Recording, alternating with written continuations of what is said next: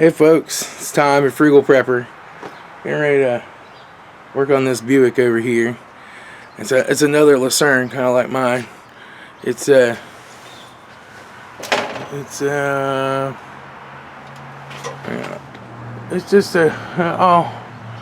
up to almost 10 degrees now. That's a lot warmer than it was earlier. But actually mine has the exact same problems as this one does. I just haven't fixed mine yet. So I put brakes on this last weekend. Just did, brand new pads and rotors all the way around it there. And then I also did a thermostat on it. And after I got done, I tested it, and it had good heat coming out both sides. But he drove it home and called and said it's putting out cold air on the passenger side and warm air on the driver's side, which is the actuator is bad. Mine's got a bad actuator too, and these always fail on the passenger side. And then he was driving over here last night and he got an ABS light, so I'm gonna start it up and just let it warm up for a minute here.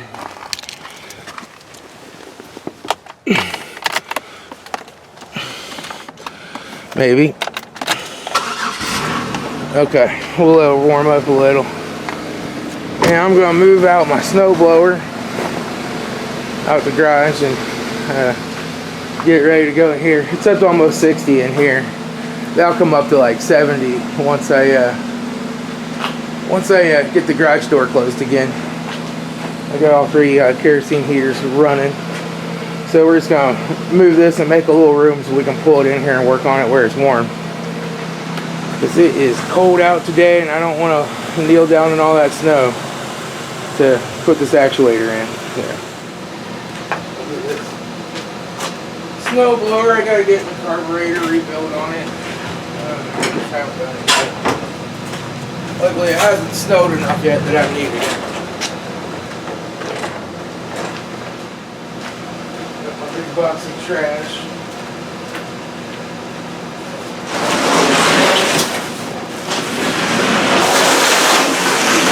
This car's a long one, man. It's gonna take every inch of the room in here.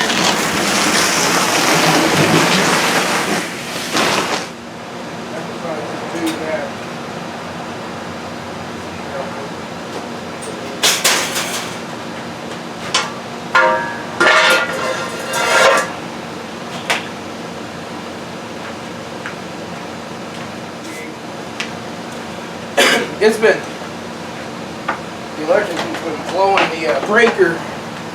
Electric heater's been blowing the breaker running over there because all the lights in the garage door are on that too. So I'm just going to plug it in over here to my dedicated 20 amp outlet.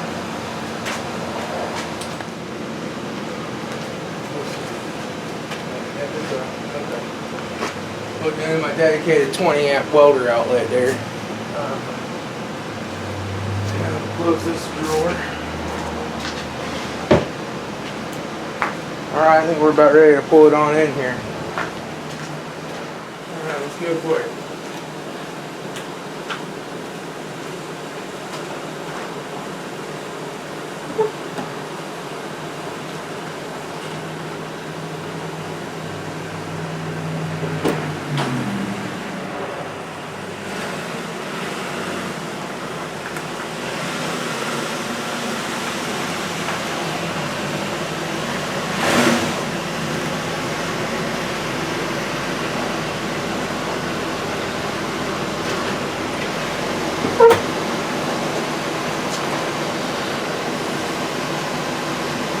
Long one. I gotta move the camera out the way.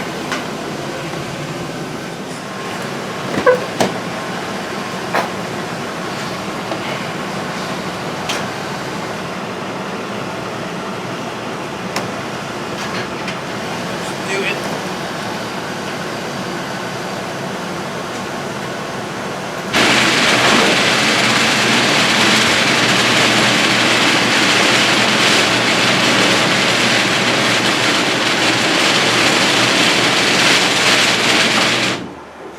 We got her in.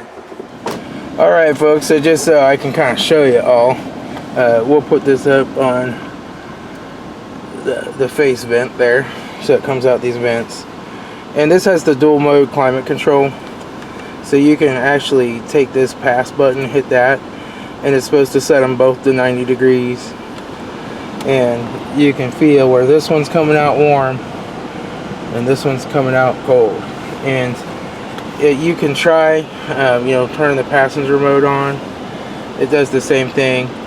And usually you can turn these down, and once you get them down to cold, they'll change and get a little bit colder. And you can also, I'll turn the fan up a little bit, you can hear a little change in it right there. And so that goes to like really cold, but if you turn it back up to warm, it gets to about halfway on that actuator, and then it stops. And that's what these usually do, those actuators break a gear off, and they'll only go so far. Yep. So that's messed up. And then we also had the ABS light. We'll have to get the scan tool out and look at that here after a bit. I imagine probably one of the ABS sensor connectors are loose, or the wires are loose. You got to kind of work around those wires and connectors when you do the rear brakes. So usually it's a rear connector or a wiring issue. Hopefully just the connector came loose or something when I was getting that bottom bolt off for the caliper bracket. And if that's the case, and it's just, you know, if it's just a wire that's loose, I'm not going to charge him for that, because that's part of me doing the brakes. You know, those things just happen. But we'll see. We'll get the scan tool out here real quick and scan it while I got the door open and it's running and everything. I'll just scan it right now and we'll see which ABS sensor was acting up. Alright, so these older GMs, they're a good candidate for the Craftsman scan tool. It seems to work really well with them. And we'll just get this cold cord plugged in. Oh, come on. She's all cold. Everything's cold today, even with the heaters running. It's crazy cold out. Get this plugged in.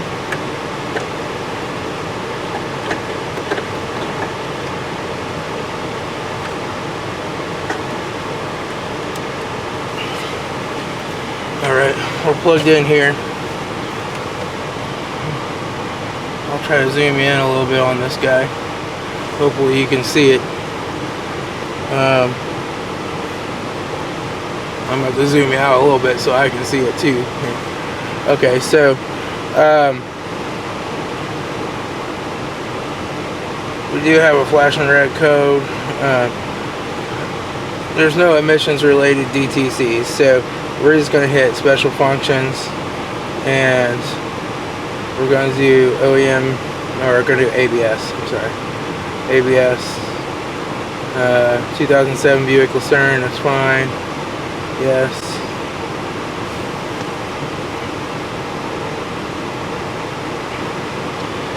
And this actually has a right front wheel speed sensor signal erratic. Signal erratic is usually not a wire, that's usually a bad wheel bearing. So I figured it was probably one of those left ones, but it looks like it might actually have a bad wheel hub on the right front.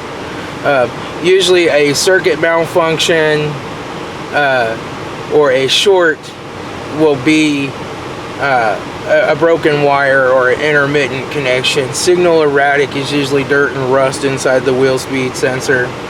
I don't know, 2 or 3 years ago I replaced this and I put a used one on it because I didn't have a new one in stock, and the new ones at AutoZone are real expensive. So it's probably time for a new one of those. And I do have a new one in stock now. So we'll see if he wants to fix it or if he wants to drive it a little while and see if the problem returns. Right now it doesn't have any ABS light. It just got one signal erratic error, but I can pretty much guarantee you it's going to come back. So let's go ahead and get this heat fixed. I think that's the main thing that's concerning them. So, because it's been a little cold this week. Okay, so basically on this glove box, you got to take out these bolts. There's 3 across the bottom. There's this plastic cover that you have to take that panel and that panel off for. Then you can drop this plastic cover down. You can get to the 3 bolts at the bottom. You can get this outer bracket loose. You can drop the glove box down, and that allows you to get this plastic piece, gear mechanism. You pull a push pin where that clicks in the side of this, or actually, yeah, it clicks in the side of this, and then you can remove that gear piece, and then you can take the 3 screws right here out, and then you can peel this back, this black part back and off of the cover, because those hinge pins for the glove box, GM in their infinite wisdom decided to mount those hinge pins directly into the main part of the dash, so you can't get those hinges out, and you still would not be able to get this out unless you pulled those pins to drop this main part. But we don't need to drop that main part. What we're after is right back here. Let me see if I can, oh hang on, I got the wrong light. There. What we're after is this guy right here. That actuator. So we just gotta get that guy out of there. We'll figure that out, and then we'll get all this put back together. This was kind of a nightmare glove box to tear apart, honestly. The ones in the Malibus and stuff like that are so much easier. Holy crap. Just once you know, I guess it's not so hard. But the main thing is take all those bolts out, loosen that bracket, pull the push pin where this guy snaps on the side. Then you can get this piece turned where it locks in on the side of the glove box right here and removed. Then you can drop, then you can stick the whole thing back up there and let the glove box down. Take those 3 screws out and then just give it a pull back here and it will come off.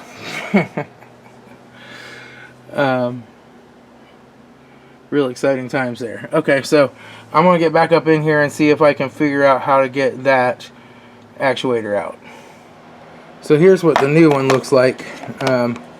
It's just kind of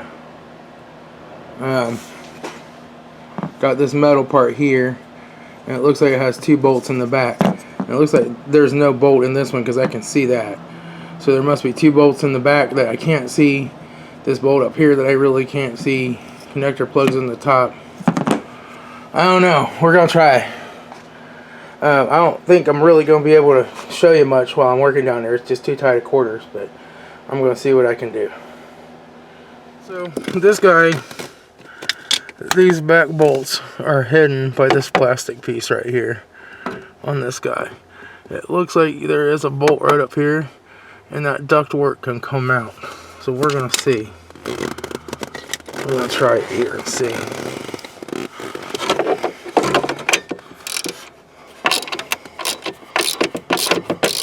Yeah.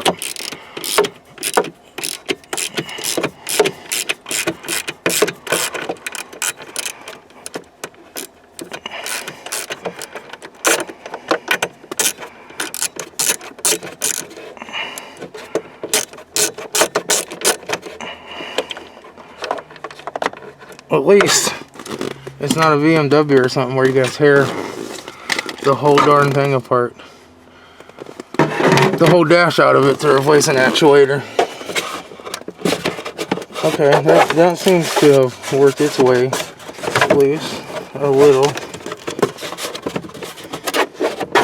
I gotta see if there's some other. Let me look up in here and see if there's another bolt.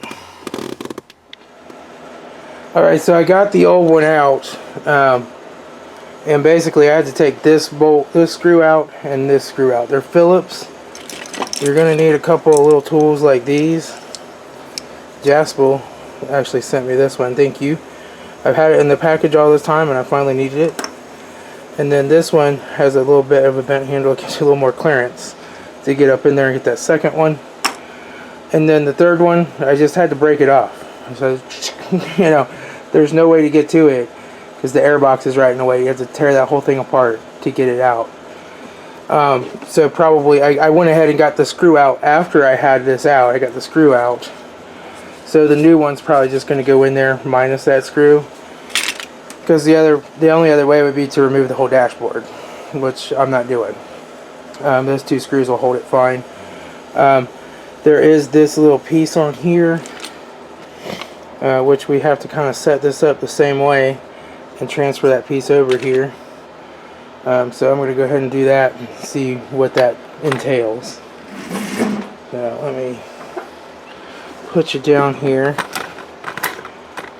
Hopefully you can still see.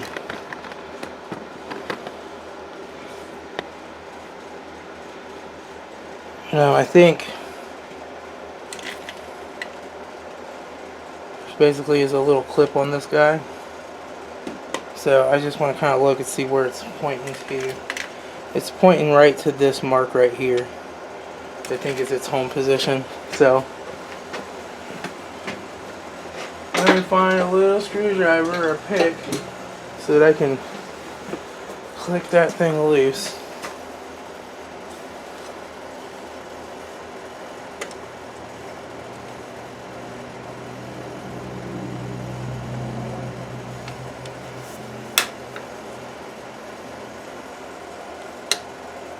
Oh, I had it almost. There. Now we can just pull it up off of there. And now I'm going to try to time this one to about the same position, if I can. Maybe I'll have to put this on here first.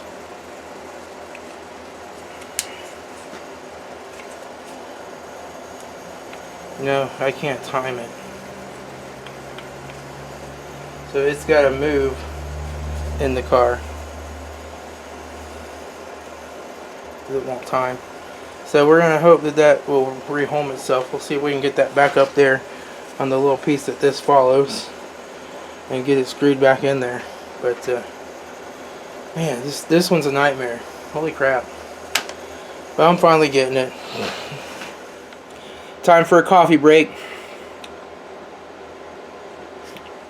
Just sit this on top of my kerosene heater. It keeps it nice and warm for me.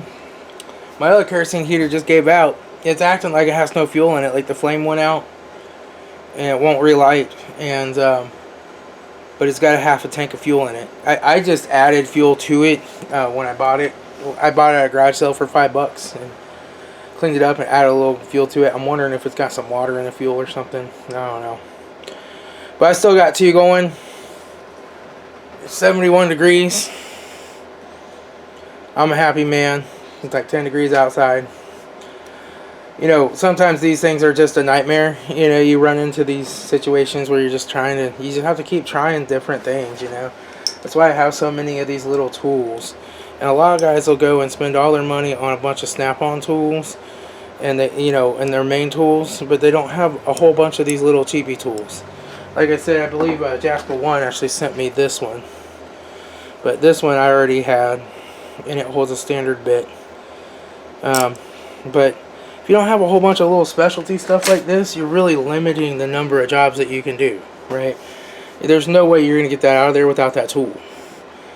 And I'd rather have more different little tiny tools and specialty things and gadgets and gizmos and pliers than to have one really good set of basic snap-on tools for $2,000, right? For $2,000, I can buy a lot of little tiny tools. And they're going to enable me to do more work and get more things done and make more money. It's just how it is. You know, that's just, yeah, I guess some guys like Snap-on, but, you know, Snap-on's just a marketing and a finance company is all they are. I mean, they do make a good basic, you know, ratchet and a good basic socket, but not that much better than my Carlisle in my book. But, oh well. We'll get this thing back in here. And I'm sorry, I just really can't show you what I'm doing under there. There's barely room for my hand, let alone a camera. If you're going to do one of these, I mean, just make sure you have some of those little Phillips ratcheting things. And you can probably get it done, but it's kind of a nightmare. Alright, let's get back to it. Well, folks, sometimes things just don't go your way. They just don't. So that actuator that I pulled off, so I ordered the wrong actuator. I ordered the mode actuator, and so I didn't check to see which actuator it was or do any testing. I just like, oh yeah, that's the actuator I'm after. Well, it was listed wrong, and it said it was the temperature door, but it was actually the mode door. The problem with that is putting the mode door actuator back on is nearly impossible. I mean, there's just no room. You got these two levers. You got to get them lined up. You got to get the screw up in there. It took me like 5.5 hours of screwing with it till I finally got it on there and got it in time and got all the modes working again. So I can't really charge for that. I ordered and I replaced the wrong part. You know, it's okay. But so I went to look at the temperature blend door, and the white plastic part is snapped on the front of it. Like, it's snapped off at the motor. And I'm like, oh, that's interesting. Well, so I started moving the blend door manually, and it was stuck. Like, it wouldn't turn. And then it finally came free, and it turns, but it's not changing the temperature. So I think something has jammed up inside of there with that blend door. It snapped that actuator off, and now even moving the blend door manually doesn't change it, which means that blend door is broken inside. Which means the entire dash has to come out, and you have to get a whole new airbox assembly. I mean, maybe you could take it apart and figure out what was broke and glue it back together or something. But it's a nightmare of a job, you know. I don't do dashboard removals. I just don't. I'm too big. I'm too fat. I can't fit under there. I don't do dashboard removals. So I'm going to call the owner and give him the bad news. Mine's doing the same thing. I hope mine doesn't have the same issue. I hope I just have a bad actuator, but I don't know. I mean, it's weird because when I was adjusting the temperature, I heard it change. But I think that was the recirculator door or something opening when the temperature came down or closing. I don't think that was the actual, it couldn't have been the actual blend door moving. Even though I heard a change when I adjusted the temperature down. Mine does the same thing. I will find somebody to pay them to remove my dashboard and fix mine. I just won't do it. So, anyway. That is what it is.